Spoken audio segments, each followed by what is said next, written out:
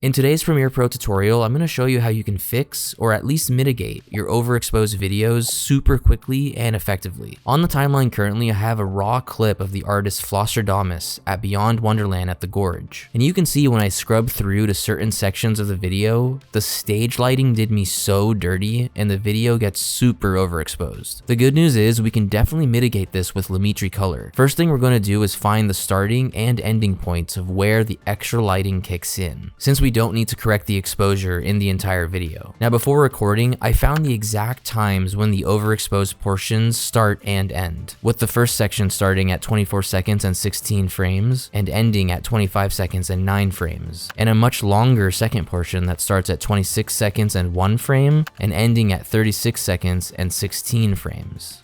Now from here, we're going to come down to new item so we can create a new adjustment layer. If you don't know how adjustment layers work, I have a 1-minute lesson explaining them linked in the description that you can watch after this video. Now let's drag the adjustment layer on top of one of the overexposed sections. Of course, you can adjust its length if needed to match the duration of the section we're looking to edit. Now while the adjustment layer is highlighted, let's open up Lumetri Color and work out of the basic correction panel. Now most people would think the best way to fix overexposed footage is just to bring the exposure down. But as you can see, this doesn't really do much, at least in my case. It just kind of brings the exposure of the overall image down. To fix the overexposed whites, you're going to want to lower the highlights instead. In this case, I'll drag the highlight slider all the way down. I'll also bring the whites down a little bit as well.